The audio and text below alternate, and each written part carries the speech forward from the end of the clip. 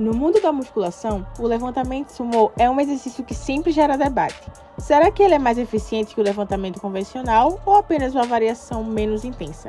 Hoje vamos mergulhar na ciência por trás desse movimento. Vamos analisar a biomecânica do levantamento sumô, suas vantagens e desvantagens e entender seu impacto real no desempenho e na prevenção de lesões. Se você quer compreender a mecânica desse exercício e aprender a usar ele ao seu favor, fique comigo até o final. Tem muita coisa importante que você precisa saber sobre o levantamento sumô para organizar seus treinos e proteger seu corpo. Olá pessoal, sou Elisama Raíssa, estudante do curso de Eletrotécnica do IFPB Campus João Pessoa. Neste vídeo eu apresento a análise biomecânica juntamente com os estudantes Ian Henrique e Vinícius Eduardo do exercício levantamento de sumô, desenvolvida na disciplina de Educação Física 3, ministrada pelo professor Dr. Ramon Cunha Montenegro e pela professora doutora Joamira Pereira de Araújo.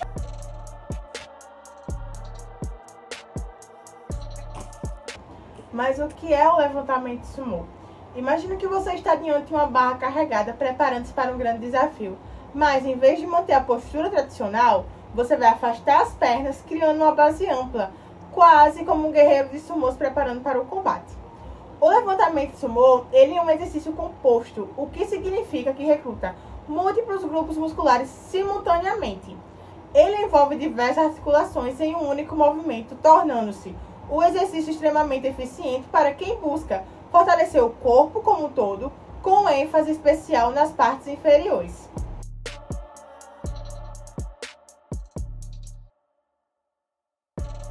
Quando assumimos a postura do sumô, abrindo as pernas e aproximando o tronco da barra, várias articulações trabalham ao mesmo tempo para gerar força e estabilidade. A primeira e a mais importante é a articulação do quadril. Nela acontece grande parte da potência do movimento. No sumô, o quadril ele realiza o movimento de extensão, quando a postura mais aberta facilita a participação dos adutores. Logo depois temos as articulações dos joelhos, que fazem a flexão na descida e a extensão na subida da barra. Aqui, a posição mais ampla das pernas reduz o estresse da lombar e melhora o alinhamento do movimento. Além disso, é trabalhada também a articulação intervertebrais, ou seja, a coluna vertebral, onde trabalha de forma isométrica, mantendo a estabilidade e postura neutra durante todo o exercício. Mesmo sem um movimento visível, ela é essencial para proteger a lombar e controlar o tronco. E por fim, as escápulas e os ombros ajudam na estabilização, mantendo a barra firme com leve depressão e retratação das escápulas.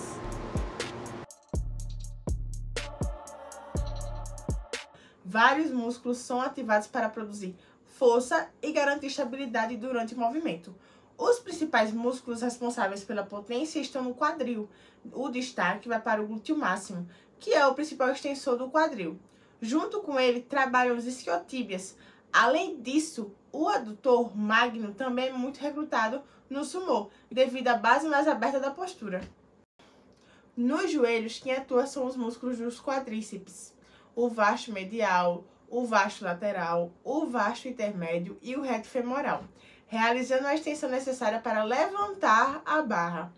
Para estabilizar a coluna, entra em ação a musculatura do core e da lombar, nos quais tem Os eletrodes da espinha também podem trabalhar como músculos alfas através de uma contusão isométrica. Eles trabalham como estabilizadores, mantendo a sua postura ereta. Na parte superior do corpo, os principais estabilizadores são o trapézio médio e inferior, os roboide e o deltóide posterior, que ajudam a manter as escápulas firmes. E por fim, entram os músculos do antebraço, como flexores dos dedos e o braquiorradial, responsável pela força da pegada. Antes de começar, é importante entender o que são músculos primários e músculos secundários. Os músculos primários, também chamados de agonistas, são responsáveis direto pelo movimento. São eles que produzem a maior parte da força do exercício. O glúteo máximo, ele tem a função responsável pela extensão do quadril. No sumô, ele é principal gerador de força durante a subida da barra, sendo fundamental para tirar o peso do chão. O adutor magno, ele tem a função de extensão à adução do quadril. No sumô, como a base ela é mais aberta, o adutor magno trabalha muito mais na estabilidade e ajuda na extensão do quadril. Os isquiotíbias têm a função de extensão do quadril e flexão do joelho.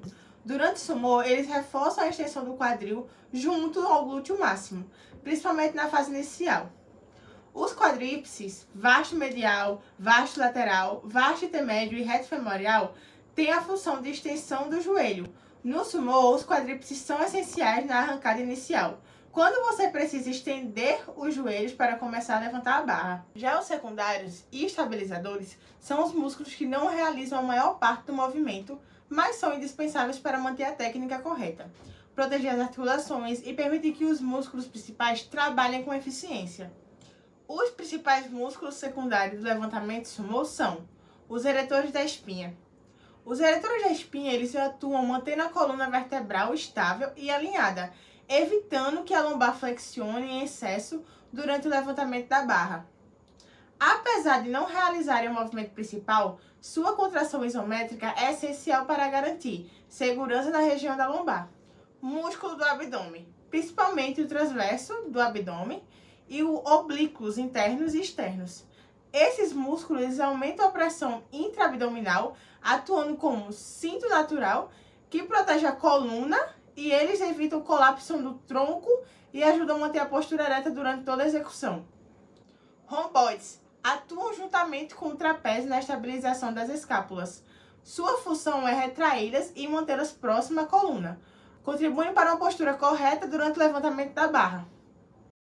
No levantamento sumô, o corpo recebe várias cargas. A primeira delas é a compressão, que acontece principalmente na coluna, no quadril e nos joelhos, já que as articulações suportam o peso durante a subida.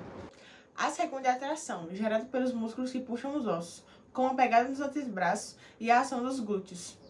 Também existe carga de cisalhamentos, que aparece quando o tronco se inclina ou quando a barra se afasta do corpo, criando forças horizontais, principalmente na lombar. A flexão aparece principalmente na coluna e nas pernas, quando o corpo precisa estabilizar o tronco durante o movimento. Já a torção ocorre quando há algum desequilíbrio entre os lados, gerados pequenos giros no quadril, joelhos e coluna. No levantamento sumô, o vetor da resistência é a gravidade atuando para baixo na barra. Os eixos principais do movimento são o quadril e o joelho, enquanto a coluna estabiliza de forma isométrica.